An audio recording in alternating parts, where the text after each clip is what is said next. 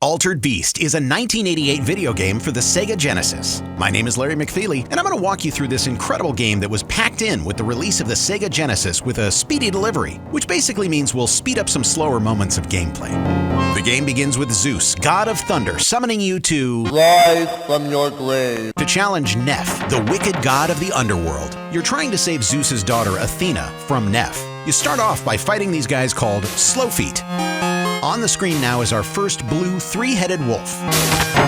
Once you obtain a magical spirit ball, you will power up to become Giant Man. There are also these guys called Headless Horrors. They like to punch you in the face. Here comes the next blue three-headed wolf, and this time after obtaining another spirit ball, you'll power up to become Superman. Yeah, that's actually what they call it in the manual, Giant Man and Superman. Our third and final blue three-headed wolf shows up, as well as Neff, and once we obtain the spirit ball this time, we become an altered beast. We're transformed into a snarl-shredding werewolf as we wait for Neff to transform as well. For the first round, Neff becomes Aggar, a huge legless monster with endless giant heads he rips off and throws at you. If you stand right about here, you'll have a pretty good chance of not being hit by the heads, and you can keep throwing your fireballs over and over as he shakes more and more, and then finally is destroyed.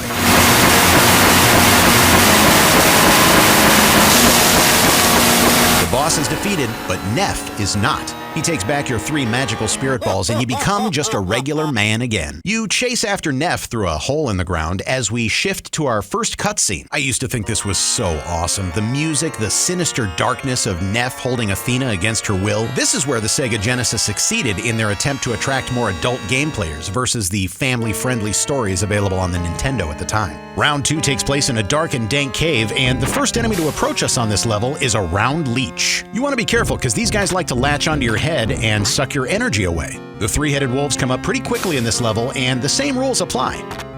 Grab the first power-up to become Giant Man. power up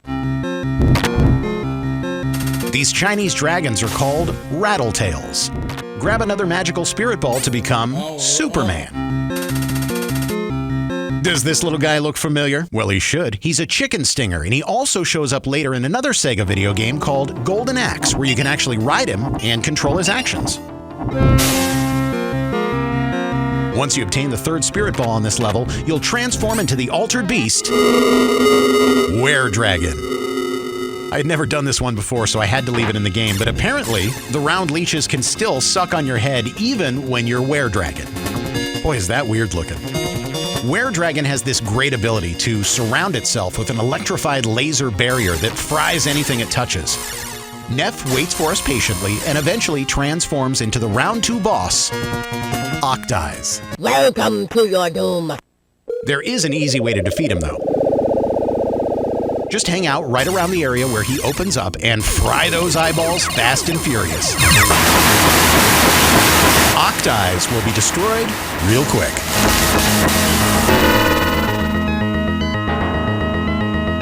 Once again, our powers are taken from us as we chase Neff through a hole in the ground. Another great cutscene here showing us that Neff has now put Athena up on a cross and is performing some sort of magic on her with spells and a cauldron. Round 3 introduces us to cave needles, or mutated ground wasps.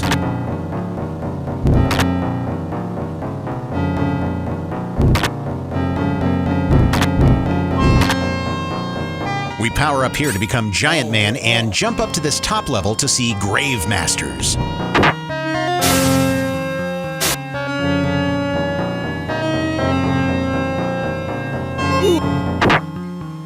Another power-up comes into play as Giant Man becomes Superman. You'll notice down here a giant shell, which is actually a rock turtle. We'll see another one on the upper level in just a moment.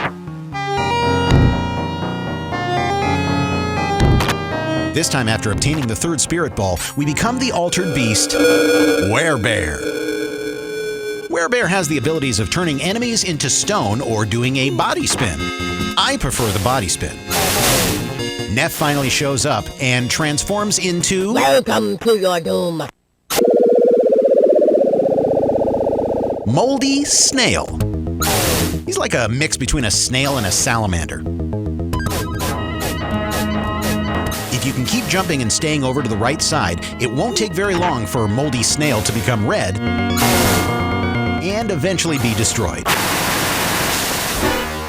Being the nice god that Neff is, he takes your power away again and runs away as you chase after him in search for Athena. This time in the cutscene, it appears that Athena is becoming one with and almost transforming into a bird of some kind.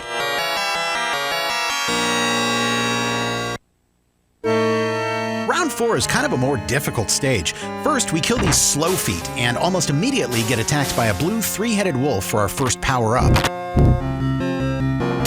Power up.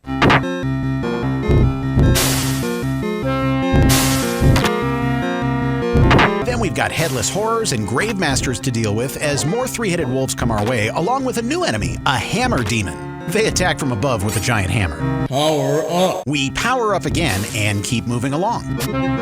Just so you know, I played this game at the easiest level of difficulty, with the most amount of health and players available. The game is considerably more difficult with higher difficulty settings. Eventually, we obtain the third spirit ball and become the altered beast, Weretiger.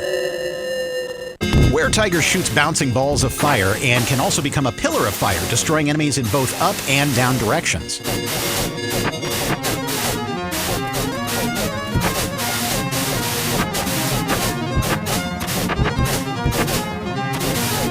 At the end of the level, Neff appears and transforms into... Welcome to your doom.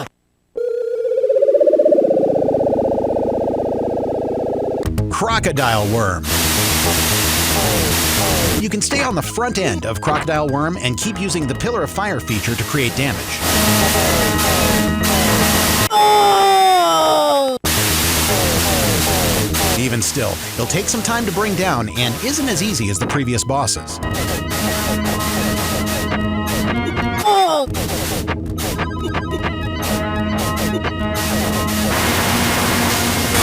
Once destroyed, your powers are removed again, and you'll chase Neff through a hole in the ground.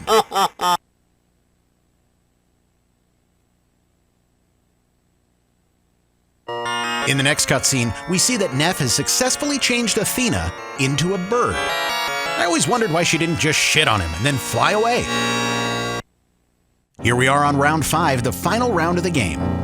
This level is a little difficult as well, as we jump right in with Gory Goats dancing around, followed by the first blue three-headed wolf, allowing us to... Power up. just in time to kill a dark unicorn. Now, these guys are called Rad Boars. They're club-wielding wild boars with a taste for blood, or so it says in the manual. We grab our second power-up Power up. and kill 2 more Gory Goats. We take our third and final spirit ball and transform into the altered beast, Gold Werewolf. Gold Werewolf has the exact same capabilities as regular werewolf, except he's gold. Once again, Neff waits for us at the end of the round, and this time turns into his true form, which kind of looks like a rhinoceros with yellow armor. This version of Neff also makes an appearance in the 2012 movie Wreck-It Ralph. Stay low and keep hitting Neff with fireballs over and over. It won't take too long before Neff goes down, and when he does...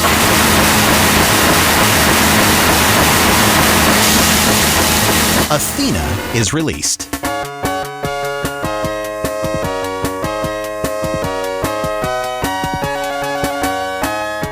Athena floats around for a little bit, but eventually flies over and turns back into her true form. Then we get this glimpse back to the crystal ball, only this time we're back together with Athena as an altered beast. Regardless, you pop back up as normal guy when it's time for the credits to roll. You get to control your character while the credits are rolling, and I always thought it was kind of cool that you can attack the credits in order to get them to move forward. This game really meant a lot to me when it was released with the Sega Genesis. I was definitely the first on my block to have one of these game systems, and I had to sell all my G.I. Joe toys in order to come up with the money. And there you have it. That's the speedy delivery of Altered Beast on the Sega Genesis, emulated through the KinHank X2 Super Console. These videos really mean a lot to me, so if you enjoyed the video, hit the like button and subscribe if you want to see more. Until next time, we'll see you around the neighborhood.